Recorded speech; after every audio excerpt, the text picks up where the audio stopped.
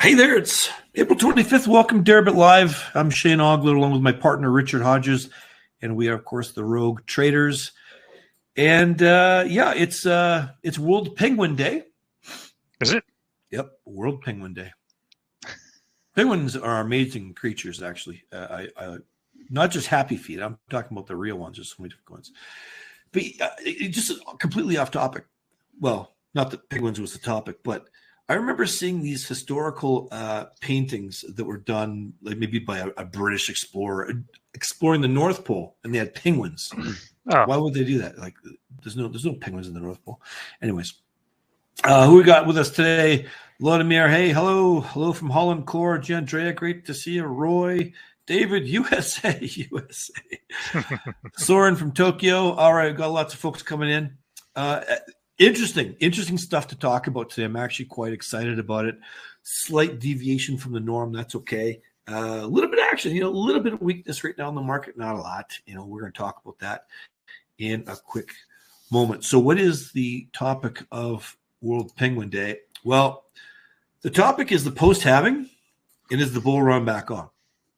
Now, we're going to get into this in a little bit, but it's not going to be because it's post-halving. There's actually another completely different, out of the blue angle that maybe some of you know about, maybe none of you have even heard about. But Richard and I are going to get into that, and I've got some data I want to share with you, which might really convince you that the bull run is back on. As I say that, of course, the price is pressing down a bit, but it's really not a big deal because we're on a channel. So what I'm going to do right now is let me turn off the I'm going to stop the slide presentation. And I'm just going to share my screen and go straight in here. All right. Let's see. We've got Ethereum first. Let's take a look at Ethereum. Oh, hang on. Do you share? Here we go. Do you see it? There it is. Yep. Ethereum. I don't know. It's just not exciting to me. It's just kind of copying what Bitcoin has been doing. I stopped trading Ethereum last year, as many of you know. I just wasn't super crazy, but I got my unicorns up here on the silly chart. Hey, if we get a sudden move down to one of the unicorns, okay, I'll get interested. I'll start getting involved. Now, quickly before I go on, I just want to check out the other options that Deribit now has going on. Let's just check out Solana. I was pointing this out to Richard earlier. On this chat it doesn't, or this trading view, it doesn't show the same data as on Deribit. Now, this wick on Deribit showed it went down to about 110, and we did a little bit of trading in some of these altcoins that the Deribit has. We put on some iron condors. We won 2 out of 3, but the market's still a little bit thin. Deribit's working on that to attract more people. So I think what we're probably going to do is we're just going to go fishing. We're going to go fishing, and we're going to look at multi-standard deviation moves, and we're just going to play the wings. We'll maybe play some limit orders to pick up spot, or to buy cheap options. I shouldn't say cheap options. If this thing wicks down to 110, I'd like to buy those 110 options, looking for a rebound. So maybe we'll put limit orders on the options book, maybe on the spot book to do that. But we're not going to do that today because we won't have time. But I think that's going to be our strategy going forward. Let's just quickly take a look at Ripple here. I'll just take a look at Bitstamp. Doesn't really matter who it hasn't been doing much. Not really a lot to talk about. And the other one is Matic, right? Yeah, Matic. Let's see what they got here. Polygon. I kind of followed Bitcoin's lead there. Not too much to report on. Again, we're not going to trade that right now, but we will start fishing for orders and maybe getting adding some liquidity to the market. Take a look at Bitcoin. Now, what do you notice different about our chart on Bitcoin today? Well, I've got this goofy orange line in here. What's that? Well, that's the Deribit DVol. And thank you very much to Vincent, who said, hey, why don't you put that on there? It'd be a nice comparative. And it is interesting because we can see as the price, we got this huge move up, February into March, April. DVol, IV expanded, went up. So we all know that the crypto acts the opposite of stocks, right? If the stocks or the S&P is going up, well, the IV drops. So when we saw this in particular the other day, that's when I had the suggestion. Someone said, "Hey, why don't you put the DVol on? It's coming down. Does this mean that the stock price or the asset price, the Bitcoin price, is going to come down?"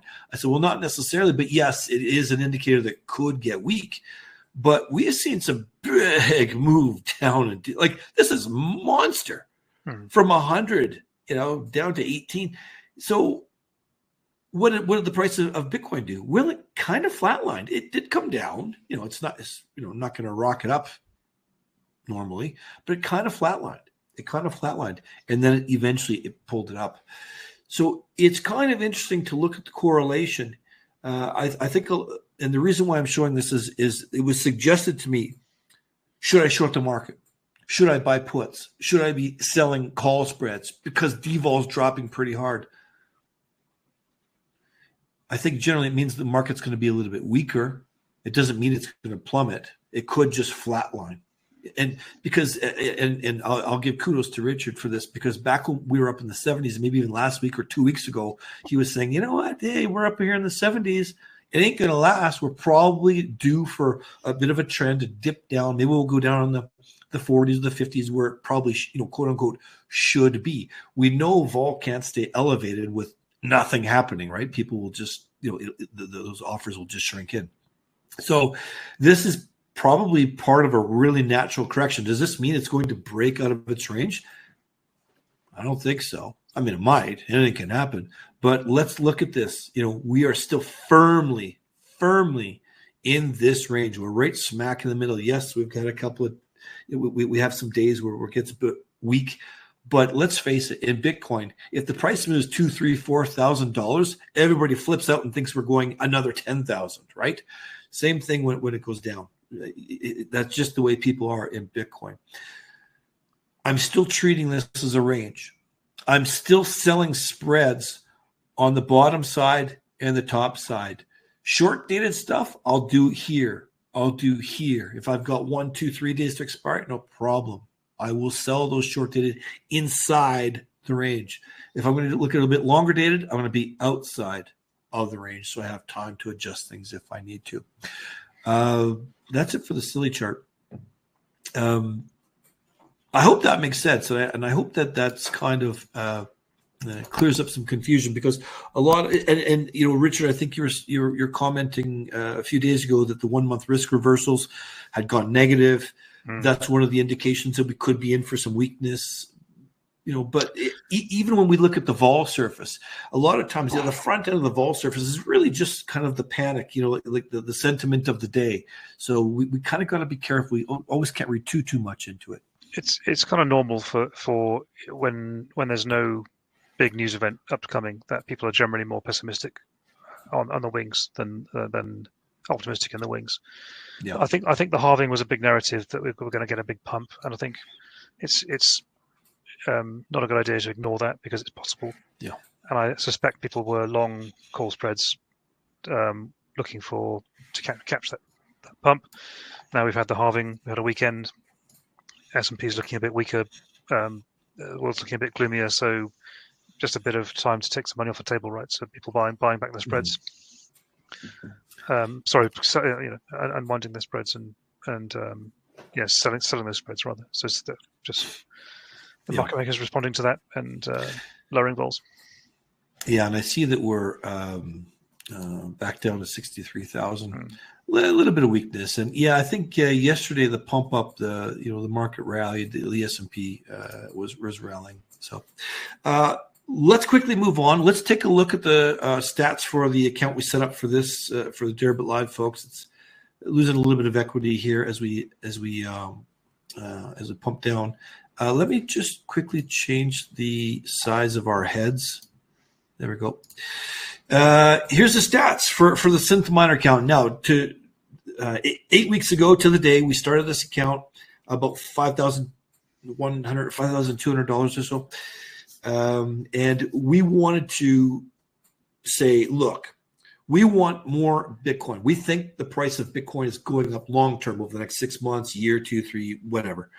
We think it's a long-term gain asset.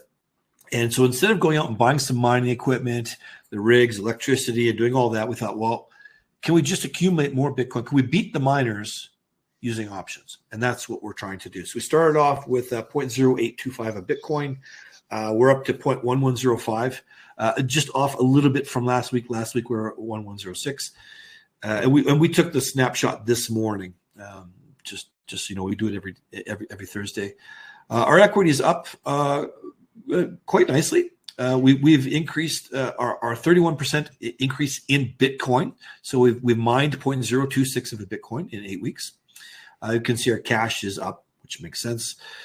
USD synthetic mining annualized return 548%. Now, obviously that number is going to fluctuate around a lot as the price of Bitcoin moves. But look, if we started hodling 8 weeks ago, at the same time we started this account, we'd be down almost 9% hodling. So we like it. We love it. We want to take a look at a chart. This blue line is our Bitcoin return, synthetic miner versus hodling. Again, the red line is always going to be a flat, straight line because you're just sitting there hodling. You're just holding the damn stuff, right? So we're greatly outpacing that. And if we take a look at the USD return versus USD return if you're hodling, they're going to follow, but we'll hopefully always maintain that gap, and that gap will just get bigger and bigger and bigger as we go through time.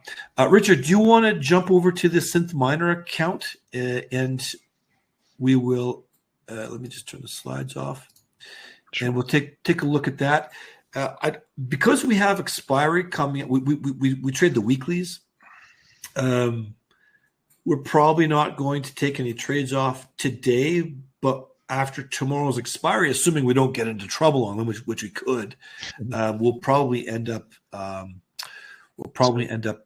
opening up our new position tomorrow. Now, just going to say too, for anyone who wants to follow us, who do live trading every day, live stream, you can follow us on our patreon.com/Rogue Trader Academy, or actually in the offer here. So there's an offer here and a link. And if you're watching this on our YouTube channel, there's a link there for those people who want to trade along with us, take advantage of all the tools we have, and do monthly one-on-one coaching. You can do though. You can check out a discovery call, a free discovery call. We'll chat and see if you'd be a good fit for our gold member plan. So check out that link below or in the offer here. So go ahead, Richard. I think we've got the expiry tomorrow and the 3rd, right?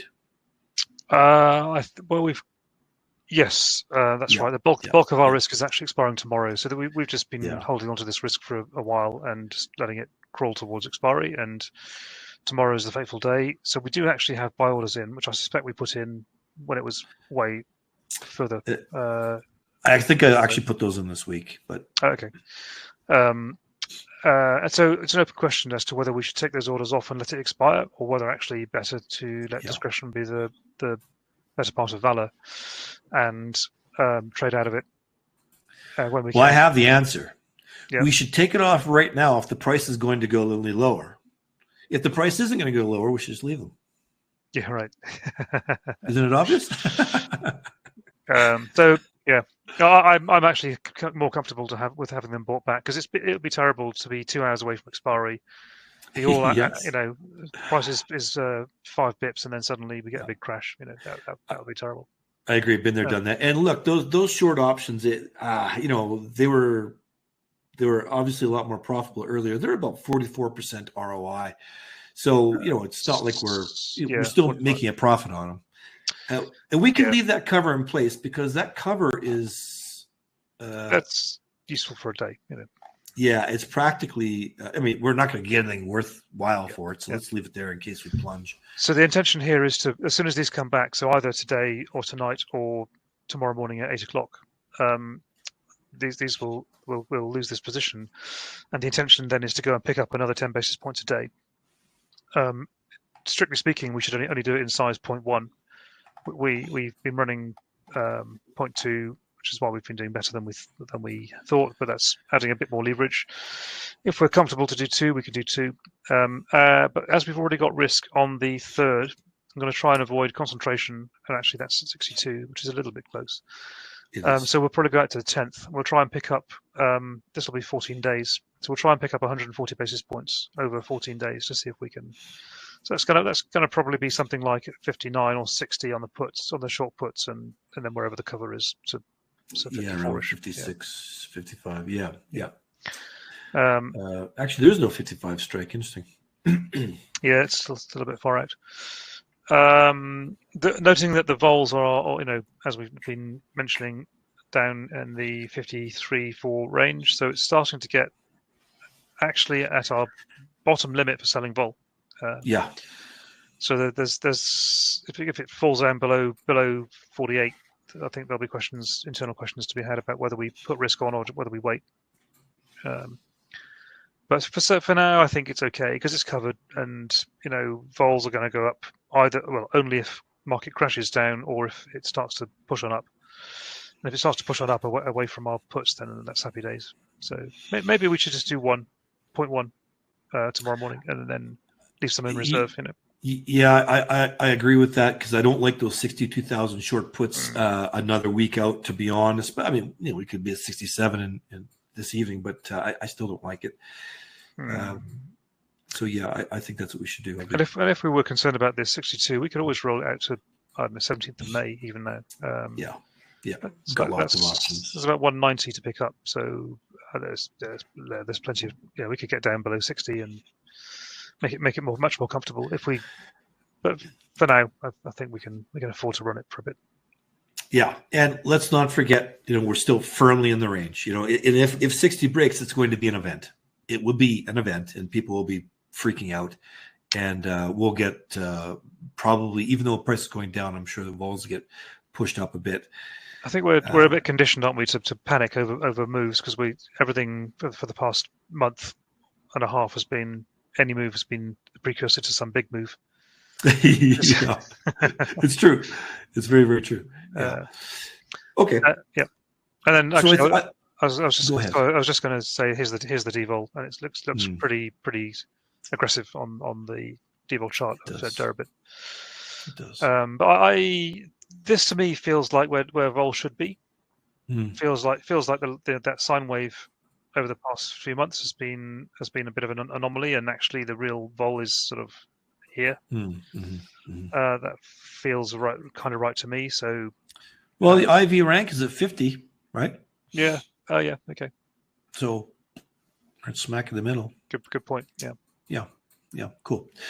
So that's what we're going to do with this account. So, do we want to make this trade? Do you want to enter anything now, or do you want to wait a little bit? What do you want to do here? I think we wait. We wait till tomorrow because I think we want to. I don't think we want to add any more margin. We're currently running 26% margin.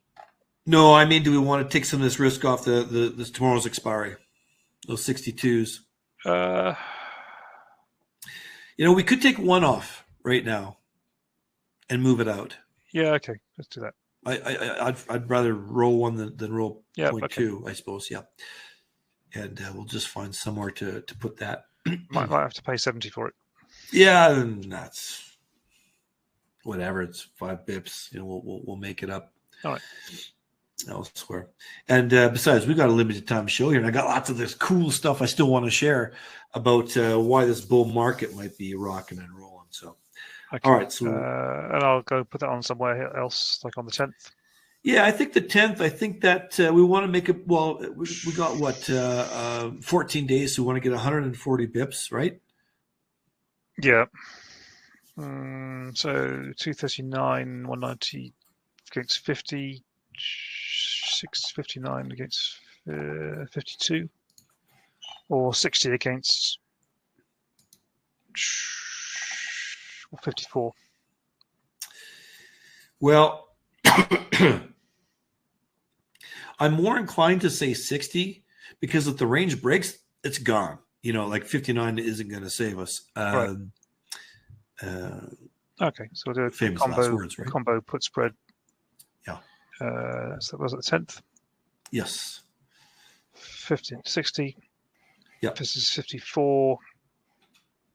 Marks 170. That's about right. Create an RFQ. And then we'll go and we'll probably end up crossing a spread here, but all that pains me to do so. We'll sell one, sell It's gone in. Wow. Wow, that's the first time we've had one of these strategies get filled so quickly. Yeah. Fantastic. That's cool. And we just saved fees because we only paid on one side. You paid 1.5. Yeah. Yeah. 1.5. You pay half on your lower fee. Gotcha. Okay. So it's still a savings. All right. Fantastic. Well, we moved a little bit of risk away. We'll see. We'll let the rest go. If you want to stop sharing, I'm going to jump back into the slides here because there's something I want to share with everyone. Start. Here we go. All right. So here is our synth miner. Yeah. But when we're going back to talking about post-halving, and is this the start of, will the bull market continue? I mean, we can see the chart ramped up. Now we're holding in a channel. It's going to break. It's going to break one way or the other, but it's going to go up or down. A lot of people are saying up because, the halvings, generally pulls the price down. We've been talking about ETF inflows. At the end of this month, Hong Kong starts their ETF inflows. But I found a really cool article that basically said, that's nonsense. That has nothing to do with the price of Bitcoin moving. And I found this was very, very interesting. And I shared it with Richard the other day. And now I'll give credit to the guys over at Zero Hedge. These are screenshots from their article. And if you don't follow Zero Hedge, I think they're very intuitive. And you'd probably be well advised to subscribe to their premium newsletter. But look, China has what they're calling a wall of money. Massive amounts of money. The Chinese, as we know, do not have many things they can invest in. They've gotten pounded in their stock markets. They don't have places to put their money. So where do they try to put it? They try to put it in gold. They try to put it in Bitcoin. But you can't carry gold across the border if they manage to make it across the border. So China has currency controls, like the currency devaluation happening, and they've got these controls in place. And here's the first big FX devaluation they did of the yuan back in 2015, and that sparked this big rally. Well, these guys over at Zero Hedge called that, and they said, here's the next big one. Well, guess what happened? It was at the end of September, right? And when did things move up? We exploded up. Richard and I started an account. We got a little bit beaten up on that. It's in recovery mode. We don't have time to share that. Next week we'll share that account. We've had to do some repair because it really caught us off guard. We knew there'd be some excitement over the ETF, but it seemed to be a bit overdone. And we know, hey, we're just a couple of traders. I don't know, right? Who knows what the real sentiment is or all the inner machinations. But these guys are saying, here, just like clockwork, capital controls come in place, kaboom.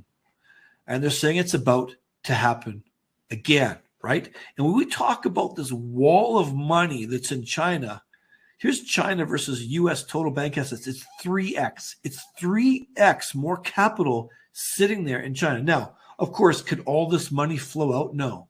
And as Richard was pointing out earlier, it's, the Chinese people are doing their best to get their money out, and the Chinese government is doing their best to keep the money in. So it's a struggle. So how much of this is actually going to flow out? Who knows? But it's a very interesting phenomena. And is this the real driver of the Bitcoin price? And the guys over the hedge are basically saying, yeah, this is the actual driver of the price. It's got nothing to do with ETFs. It's got nothing to do with anything else. And I think it's an interesting argument. And Richard, I'd love to hear your thoughts on it because you've also been talking to people recently about the Hong Kong ETF thing. Yeah, I spoke to some people in Hong Kong about what that means. The feeling over there is that it'll be a trickle of money into ETFs in Hong Kong compared to the US ones, because the people in the PLC are not allowed to invest in these products. Of course, they're going to try. So some money will leak through. Some people will get fined and go to jail for it. But in general, Xi Jinping is determined, I think, more than we in the West understand, to remove China from the heroin drip feed of dollars and dependency on dollars. I'm not saying he's looking to go to war and create a second hemisphere of power necessarily. I think he's just trying to build a nation state, and you don't build a sovereign nation state unless you have independence and you control your own currency. And right now, China is incredibly dependent on dollars. So that thought there is that Xi Jinping will put the Chinese people through more pain than you might suspect, in order to prevent capital leaving the country and people, converting to dollars. Yeah. So what do you think about this theory that the price of Bitcoin has really been driven by this outflow, these FX outflows from China? I think it's possible. I think it's definitely a risk, and so upside risk. So I wouldn't want to get too complacent about selling calls into dips.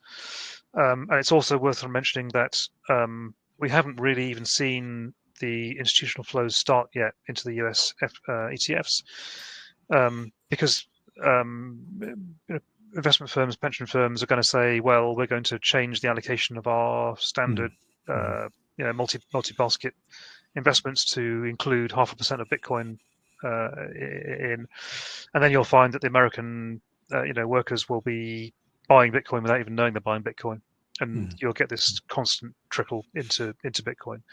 So I think the trend is up. I think the risk of, as you say, from Chinese money is explosive up, and we've got the risk of frightening 10% drawdowns in the price, because ETFs are now traded on the stock market and they're just treated as funny money by traders. So the price can move around pretty quickly.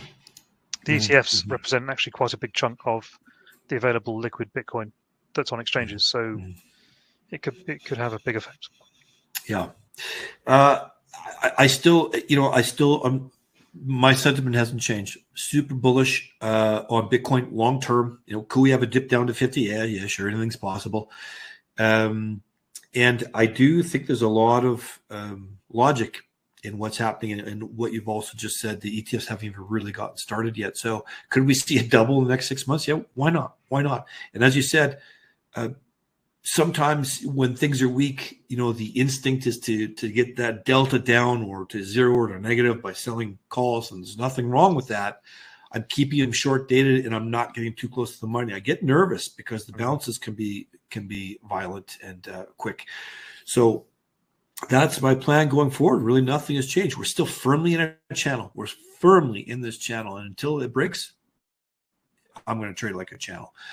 So let's, if you have any final thoughts on that, let me know. Otherwise, we'll jump into questions. You okay there, Richard? Yeah. Okay. Core, yeah, it is. He says it's interesting. The DVol dropped the last day to 58.1. Yeah, I was a little surprised at how quickly that came down. Although we have seen that before. Of course, Andre is going to make fun of my chart. Thank you very much, Andre. I always appreciate you're making fun of me. That's I think it's worth saying that these vol crushes do always happen in crypto.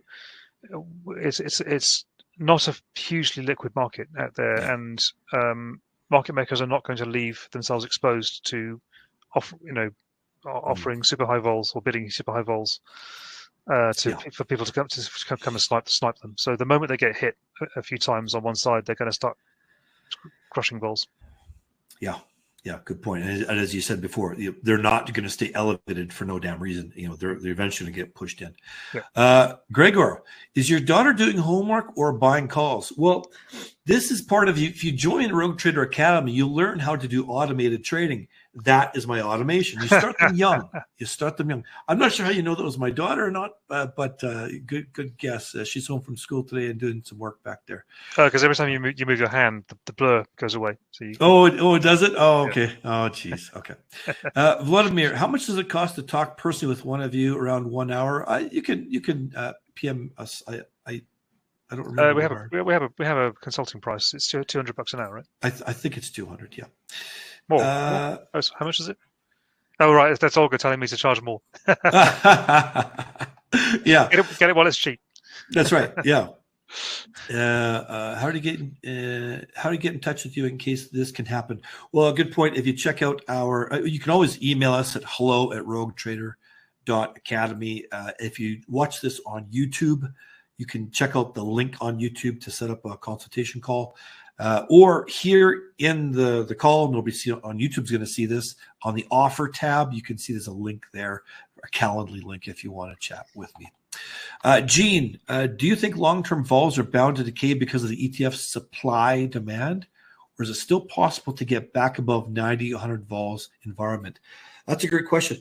Let's say this FX outflows happens, and boom, there's a rush of money. Our vols are going straight to the moon. Too sweet, I think. Yeah. Never forget. We've seen Bitcoin vol at 300. Yeah. Momentarily, right? Yeah. Peter, is it possible to schedule the event 1 hour earlier? It somewhat clashes with the U.S. market open. That's a good question. I'll have to maybe get back to you on that.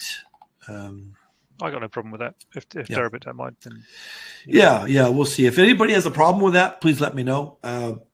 We want to make sure we accommodate as many people as possible. It's a reasonable reasoning right behind the request. Yeah, and it was when the time zone changes, it screws everything up, and it's whatever. So Peter, another question. Still looking for at least weekly snapshot XLS API of open positions. Any progress on this? No, we haven't been working on our open positions. Well, the Synth Miner account, we show everything open that day, but we don't really trade it very much. But the that rogue trader account, which is in the recovery phase, we should probably do that. Now I do a lot of tinkering in there, a lot of short-term stuff to bring in premium short-term, and I've been adjusting risk out because that is in the recovery program. It's like the brat diet. I don't know if you know what the brat diet is. My doctor, I brought a kid to a doctor one day, and he said, "Oh, this kid's got to go on the brat diet." I'm like, "What the hell is that?" It's just water and bread practically. I guess you call it the prison diet too. Well, that's what the rogue trader account is going to be back on until I get it back up. Because we had periods where we unfortunately neglected it because it's a small account and it got away from us. And Richard put in the hello@roguetrader.academy, the email if you want to get in touch with us. Let's see. Andre, good kid. Yes, Gregor. She is a good kid, actually. Earlier, better in Melbourne, Ken says, you Australians, always causing a problem. You're the odd man out all the time. You don't quite jive with North America. You don't quite jive with Europe. I think it's time to move, Ken. I'm just saying. Of course, I'm joking. Andre, I was sure the show timed exactly to watch U.S. market opening. Yeah. I think it's a fair point, right? If we're clashing with the US Open, that's quite a big rival for our attention. It is, yeah. Email sent. Thanks, Vladimir. I appreciate it. Looking forward to chatting with you. Hey, if there's any last questions, any last thoughts, let me know. What's the market doing here? Looks like we're just hanging around 63,000 right now. So we'll see if this weakness persists. A lot of times, of course, U.S. afternoon ETF things come on board. Larry over at Blackrock starts buying, and we get a bit of strength. We'll see if that happens. But again, we're smack middle in the range, and I'm not panicking either way right now. I'm still happy to sell spreads on each side of that range. Ken, nowhere else to run. Yeah, I hear you, man. I hear you. Any final thoughts, Richard? No, you mentioned BlackRock. I was just thinking that last week, it was all outflows every day, wasn't it, from ETFs? This week, it's all been inflows most days. So I think this is just something we're going to have to live with now. It's like having a great big whale in the room, that's schizophrenic. And Wall Street's going to play around with the IBIT stock, and that's going to get arbitraged into underlying, and that's going to inject vol into Bitcoin markets. I think I've been caught saying before that Michael Saylor is a calming influence on Bitcoin, and the ETFs are increasing the vol. Gotcha. One thing I will mention is if this sideways trend, this channel continues, the longer a channel continues in Bitcoin, the more that spring gets compressed, because we know there's a minimum of a 10% move every 90 days on average. And, we don't make a run to all-time highs, hold a channel underneath it for a long period of time without having some serious action. We know how over-leveraged people are, both long and short. What I will say is if we continue and we're into next month, we're a week or two into next month, we're still in the channel, I'm going to start putting on long positions, whether that's directional butterflies, whether that's 1x2s. I'm going to be looking for a vol expansion, an explosion potentially out of the range. I'll be looking to set those up lightly. And I'll stagger them. I'll smear them across different expires because I don't know if they're going to happen in 1 hour, 1 day, or 1 month, but I will absolutely do that. I suspect we won't get too far into May before we break this channel. So I'm keeping everything short dated. That's my my thoughts on that. All right. Hey, that's it for today. We went just slightly over time. We did a pretty damn good job today keeping things on track. Again, thanks everyone for joining us. I love having you here. I love chatting about this stuff with you. And we'll see you next Thursday.